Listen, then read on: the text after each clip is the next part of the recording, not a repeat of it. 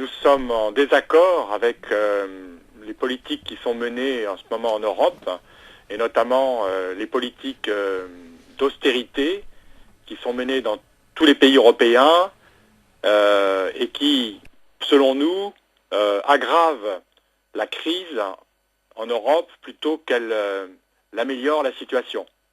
Et je crois que vous, d'ailleurs, en Espagne, vous souffrez beaucoup de ces politiques d'austérité, peut-être encore plus qu'en France, et que ces politiques sont mauvaises parce que, d'une part, elles aggravent la situation économique, elles créent de la récession, elles créent du chômage, et elles empêchent les pays de la zone euro d'améliorer leur situation par rapport à la dette, de réduire leur dette, parce que si l'activité économique ralentit, les États ont moins de recettes fiscales et l'économie fonctionnant moins bien, créant moins de richesses, eh bien, ces différentes économies ont beaucoup plus de mal à rembourser leurs dettes et à réduire leur déficit public. Donc, nous, économistes atterrés, nous pensons que ces politiques sont mauvaises et qu'il faudrait plutôt organiser des politiques communes, si possible, à l'ensemble des pays européens, de l'Union européenne et de la zone euro, pour organiser un soutien de l'activité économique et de l'emploi plutôt que des politiques d'austérité qui aggravent l'activité économique et l'emploi. Et l'autre chose que nous disons, nous les économistes atterrés, c'est que l'Europe est sous la domination des marchés financiers. C'est-à-dire que les gouvernements cherchent à rassurer les marchés et en fait, en faisant ça, ils sont dominés par la logique qui est une logique de court terme des marchés et ils perdent toute politique, ou ils perdent en tout cas la possibilité de mener des politiques de long terme pour la construction européenne, pour la poursuite de la construction européenne et pour la poursuite de l'intégration européenne. Et pourquoi croyez-vous que nous sommes dans cette situation? Pourquoi les politiciens ne font pas plus pour combattre ça? Alors, il y a plusieurs explications. Je pense que l'Europe est dominée par, d'une part, l'idéologie néolibérale qui est fondée sur la conviction qu'il faut laisser au marché le rôle principal dans la régulation de l'économie et donc pour la sortie de crise. Et nous pensons que ceci est une très mauvaise doctrine, absolument pas adaptée à la situation actuelle de sortie de crise. Et par ailleurs, nous pensons que c'est le moment en Europe de relancer les politiques publiques communes, c'est-à-dire, par exemple, d'augmenter les ressources fiscales de l'Europe, par exemple par une taxe sur les transactions financières européennes, pour collecter des ressources pour le budget européen et permettre d'organiser à l'échelle européenne des investissements, des programmes d'investissement public à long terme, par exemple dans le domaine des infrastructures et aussi dans le domaine de la transition écologique et énergétique. C'est-à-dire que les pays européens ont une occasion actuellement de sortir de la crise en s'appuyant sur ces politiques qui soutiendraient l'activité et lutteraient contre le chômage et permettraient à l'Union européenne de commencer à résoudre le problème écologique, le problème énergétique en Europe qui est très important comme dans d'autres régions du monde. Il semble que le problème central, c'est la dette souveraine. Vous écrivez un article dans le livre en parlant de la restructuration de la dette souveraine européenne. Qu'est-ce qu'on doit faire avec cette dette? Alors, à court terme, c'est-à-dire maintenant, il y a un certain nombre de pays qui sont dans une situation critique en ce qui concerne leur dette publique.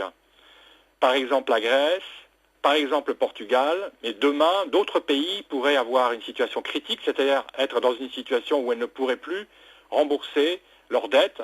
Ça pourrait être un jour l'Espagne, ça pourrait être un jour même la France ou l'Italie. Et donc, nous disons qu'à court terme, il faut restructurer les dettes publiques. Ça veut dire trois choses, une restructuration de la dette. Premièrement, baisser les taux d'intérêt sur les dettes. Il y a plusieurs façons de faire, mais une façon serait de renégocier la dette pour avoir des taux d'intérêt plus bas. Une autre solution, une autre piste, c'est que la Banque centrale européenne intervienne directement sur les marchés, comme elle le fait dans les pays comme la Grande-Bretagne ou les États-Unis, pour essayer de baisser les taux d'intérêt. Donc ça, c'est la première mesure, la baisse des taux d'intérêt. La deuxième mesure, c'est de rééchelonner les dettes, c'est-à-dire de rallonger la durée des dettes pour que les pays puissent les rembourser plus tard, parce qu'aujourd'hui, avec la crise et la récession, ils ne sont pas en mesure de rembourser à court terme la dette. Donc ça, c'était la deuxième mesure, rééchelonner la dette. La troisième mesure, c'est d'annuler tout simplement une partie de la dette, comme on vient de le faire d'ailleurs en Grèce, où il a été décidé, lors du dernier accord, de réduire de 50% la valeur de la dette grecque. Il faudrait faire la même chose dans d'autres pays, de manière à alléger le poids de la dette. Je lis votre article. Il semble que vous ne croyez pas la efficacité des eurobonus. Pourquoi pas? Dans l'article que j'ai rédigé, et je ne suis pas le seul parmi les économistes atterrés à penser cela, je pense que les eurobonds ne sont pas une bonne solution maintenant. Maintenant, pourquoi? Parce que nous n'avons pas encore les institutions européennes pour permettre d'émettre des eurobonds. Pour cela, il faudrait avoir la capacité des institutions politiques européennes permettant d'émettre des eurobonds, c'est-à-dire il faudrait avoir un pouvoir donné aux institutions européennes pour émettre des eurobonds, des obligations européennes. Or, aujourd'hui, nous n'avons pas cette possibilité. De plus, ce que l'on peut craindre, c'est que si les pays européens émettent des eurobonds, des euro-obligations, les marchés attaquent à nouveau ces euro-obligations parce qu'ils considéreront que l'Europe, en situation de crise comme actuellement, n'aura pas globalement les moyens de rembourser dans les bonnes conditions la dette à cause de la récession qui frappe l'ensemble de la zone euro et de l'Union européenne. Ce qui veut dire qu'à long terme, à terme, c'est-à-dire plus tard, quand les institutions seront consolidées et que la crise économique sera atténuée et qu'il y aura la récession ne sera plus là, on pourrait très bien mettre en place un système, des institutions pour émettre des eurobonds. Mais aujourd'hui, les conditions ne nous semblent pas réunies pour mener cette politique européenne.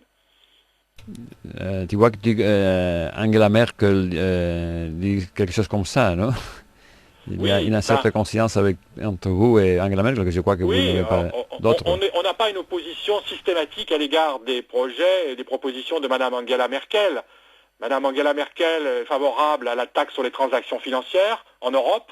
Nous sommes aussi favorables à cette taxe sur les transactions financières. Mme Angela Merkel est favorable à l'interdiction de certains instruments spéculatifs comme les ventes à découvert nues, c'est-à-dire les ventes à découvert qui servent en fait à spéculer contre la dette. Nous sommes aussi d'accord avec cette mesure. Donc nous avons des accords ponctuels, mais ponctuels uniquement avec Mme Merkel. Nous ne sommes pas du tout d'accord, en revanche, sur la philosophie générale que Mme Merkel veut mettre en place, sur la philosophie de sa réforme, et en particulier avec le nouveau traité qui est proposé et le mécanisme européen de stabilité. Pourquoi nous sommes en désaccord? Parce que c'est pour nous un gouvernement purement technocratique de l'Europe, puisque les États nationaux seront très largement dessaisis de leur pouvoir de décider de leur politique budgétaire et fiscale. Et donc nous pensons que cette politique qu'elle propose, que Mme Merkel propose, avec le soutien d'autres pays comme la France d'ailleurs, ou l'Espagne je crois, c'est pas une politique démocratique, c'est une politique technocratique, c'est ce que j'appellerais du fédéralisme technocratique, qui empêche donc la démocratie de fonctionner. Et pour mettre en place une vraie politique démocratique, il faut que le Parlement européen, par exemple, ait un moyen de mieux contrôler les politiques budgétaires, mais aussi les parlements nationaux ne soient pas totalement dessaisis de leur pouvoir de contrôle et de décision en matière budgétaire et fiscale. Mais tous les pays de la zone euro et les pays de l'Union européenne ont donné soutien à cette position, non? Moins la Grande-Bretagne, l'Irlande avait fait un référendum. Oui, c'est vrai que la plupart des pays ont donné un soutien pour le moment parce qu'ils voient bien que c'est un moyen de sortir de la crise et que la domination allemande est telle en Europe que le rapport de force est tel que les pays n'ont pas tellement le choix, sauf celui d'accepter. Alors je dirais deux nuances par rapport à ça.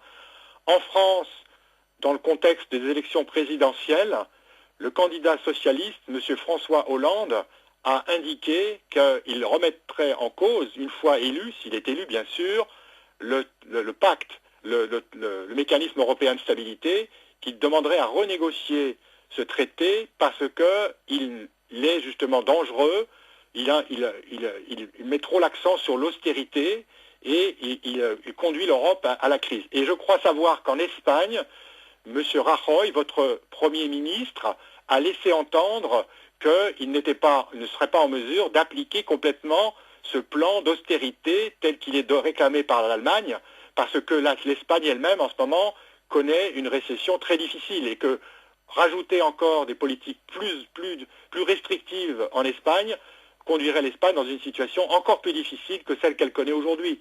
Donc il me semble que différents pays, je viens de citer la France et l'Espagne, ne sont pas forcément d'accord avec cette politique. Et mon avis personnel, c'est que cette politique ne pourra pas continuer et que le plan que l'Allemagne a voulu imposer ne pourra pas s'appliquer, pas plus d'ailleurs qu'on a pu appliquer précédemment le pacte de stabilité et de croissance en Europe qui avait précisément le même objectif qui était d'organiser de l'austérité pour résoudre les problèmes de déficit et de dette publique. Donc on aura exactement la même situation, c'est-à-dire que ces plans nouveaux sont inapplicables et qui ne pourront pas être appliqués parce que les pays très vite vont se rendre compte que ça aggrave leur situation, leur crise et que donc on ne pourra pas continuer à appliquer des mesures aussi restrictives que celles proposées par les plans et imposées par l'Allemagne.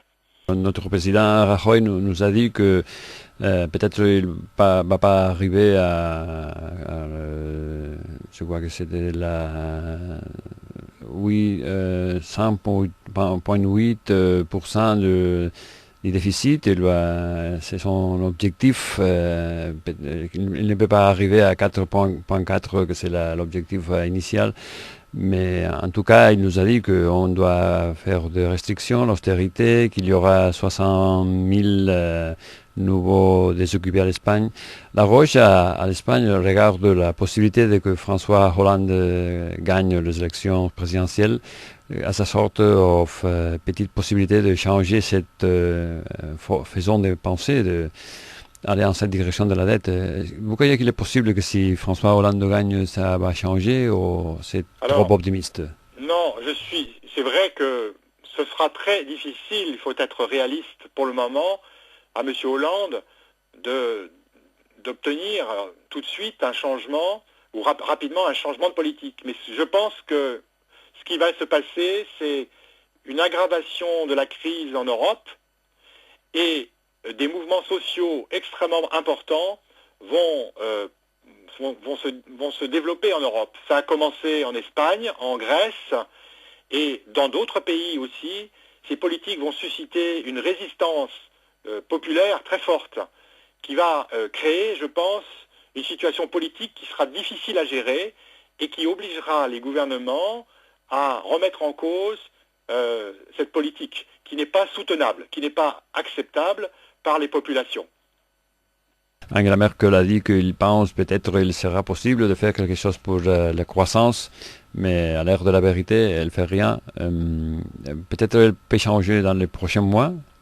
Oui, parce que en fait, l'Allemagne voudrait que tous les pays de l'Union européenne et de la zone euro en particulier appliquent les politiques d'austérité et de rigueur salariale, notamment qu'elle a menées depuis 10 ans, avant avec le gouvernement Schröder et maintenant avec le gouvernement Merkel.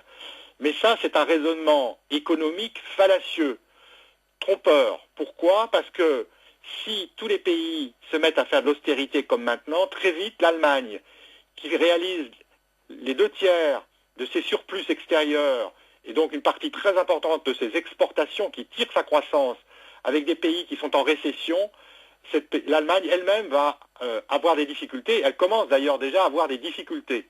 Et donc sous la pression non seulement des mouvements sociaux, mais également des milieux économiques allemands qui vont perdre beaucoup d'argent avec cette récession, je pense que le gouvernement allemand va être obligé de changer la politique, c'est-à-dire ne pourra pas continuer à imposer l'austérité et devra reconnaître qu'elle-même est dans une situation difficile à cause des politiques qu'elle est en train d'imposer à toute l'Europe.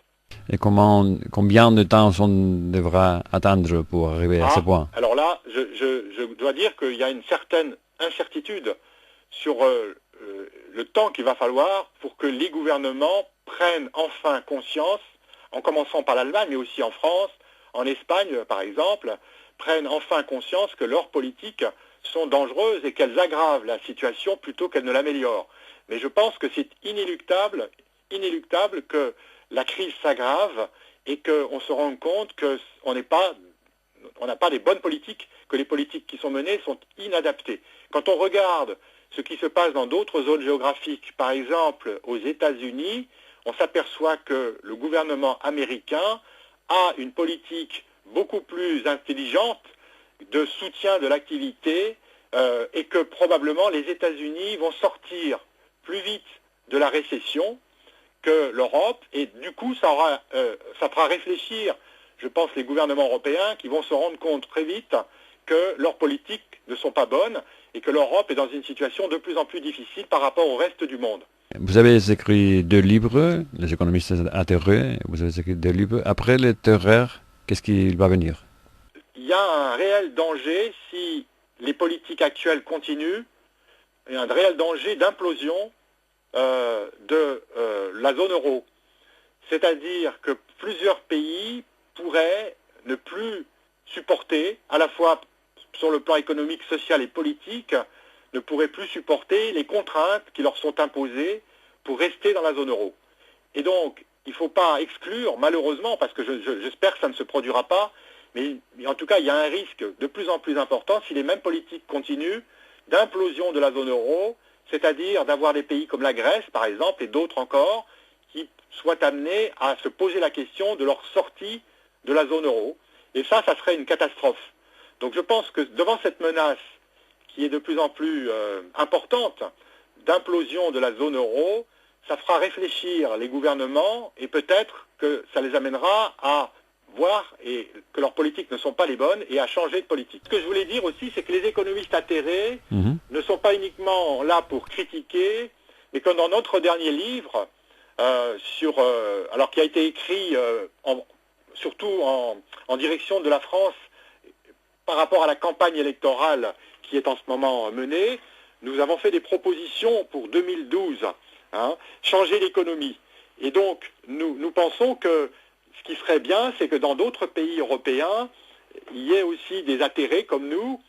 Et c'est pour ça qu'on est content de voir qu'en Espagne, vous vous intéressez à notre mouvement, parce que nous pensons que des économistes atterrés en Espagne, au Portugal, en Italie, etc., pourraient aussi réfléchir. Et l'idéal, évidemment, serait que nous réfléchissions ensemble. C'est-à-dire que nous fassions ensemble, dans différents pays européens, de l'Union européenne et de la zone euro, des propositions pour montrer qu'il y a une autre politique possible en Europe et que ceci pourra faire une pression sur les gouvernements et une pression qui passera par l'opinion publique. C'est-à-dire que l'opinion publique, les citoyens européens vont être de plus en plus conscients que cette politique est mauvaise, mais qu'il existe des politiques alternatives tout à fait possibles à mener, et c'est ce que nous espérons.